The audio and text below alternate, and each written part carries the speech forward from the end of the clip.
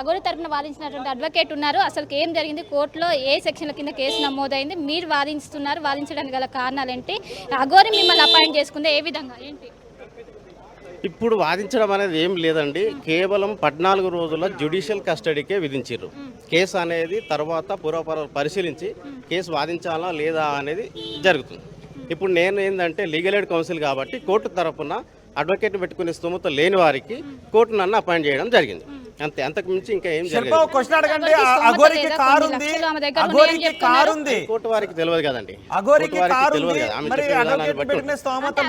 కోర్టుని తప్పుదోవ పట్టిస్తుంది. ఆమెకు విలువైన కార్లో తిరుగుతుంది, మొత్తం విలువైన వస్తువులు ఐఫోన్తో సహా వాడుతుంది. అలాంటి స్తోమత లేదని ఏ విధంగా చెప్తుంది? అవన్నీ మేము చూడలేం కదండి. కోర్టు చెప్పిందే నమ్ముతుంది. కోర్టుకు పరిశీలన ఎంచాలంటే నిజాలు కావాలి. ట్రయల్లో అది డిసైడ్ అవుతుంది. ఏ కేసుల కింద కేసు నమోదైంది అది ఇంకేం చూడలేదండి. కేవలం రిమాండ్ విధించారు. తర్వాత మేము చూసి పరిశీలించిన తర్వాత తెలుస్తుంది. అంటే దీనికి సంబంధించి బెయిల్ గుట్లు వచ్చే అవకాశం ఉంది. అసలు ఏ విధంగా ఉంది తీవ్రత గుట్ల? తీవ్రత అనేది బెయిల్ ఇప్పుడే వస్తుందా రాదా అనేది మనం చెప్పలేము. బెయిల్ ఫైల్ చేసిన తర్వాత కౌంటర్ ఉంటుంది, పీపీ ఆర్గ్యుమెంట్ ఉంటుంది, ఇవన్నీ ఉంటాయండి. అఘోరి తరపున మనస్ఫూర్తిగా అఘోరిని నిర్దోషిగా నిరూపించే వాదన వినిపించబోతున్నారా? ఒక్కసారి అడ్వకేట్ని అడగండి. వేరే వాళ్ళని పెట్టుకునే అవకాశం ఉంటుంది.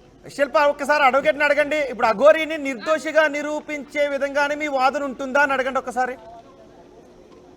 అంటే ఇప్పుడు అఘోరిని నిర్దోషిగా నిరూపించే వాదన ఉంటుందా? ఏ విధంగా వెళ్ళబోతుంది?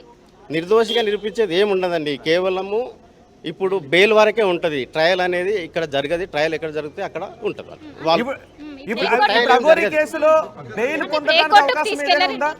ఇప్పుడు జైలుకి తీసుకెళ్ళండి. 14 రోజుల రిమాండ్ కస్టడీకి కంది జైలుకి తీసుకెళ్ళి ఉంటారు. అంతే.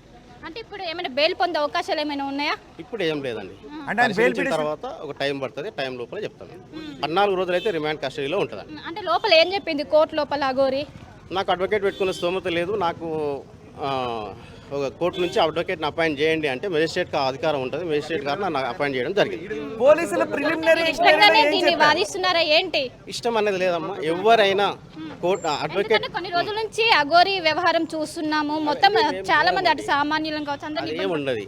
కోర్టులో ఎవరికైనా అడ్వకేట్ పెట్టుకునే స్తోమత లేకపోతే వాదించే హక్కు కోర్టుకుంటాం. కోర్టు తరఫున మనం వాదించే అధికారం ఉంటుంది. అంతే. సో చివరిగా ఏం చెప్పాలనుకుంటున్నారు? ఈ ఎంటైర్ ఇష్యూ గురించి కూడా ఒకవైపు పోలీసులు కావచ్చు అందరికి తలనొప్పిగా మారింది. ఈ రోజు ఎట్టకేలకు యూపీలో అరెస్ట్ చేశారు, ఏం చెప్తారు? ఏం లేదంటే చట్టం తన పని చేసుకుంటూ వెళ్తుంది. శిక్ష పడేది ఉంటే ఖచ్చితంగా శిక్ష పడుతుంది. తప్పు చేసిన వాళ్ళు శిక్ష అనుభవించక తప్పదు. అంటే యాజ్ ఏ అడ్వకేట్గా మీరేం చెప్తారు? తప్పు అండి. సమాజాన్ని తప్పుతో పట్టించడం అనేది తప్పు. ప్రూఫ్ అయిన తర్వాత శిక్ష ఖచ్చితంగా పడుతుంది. శిక్ష పడే అవకాశం ఉన్నది.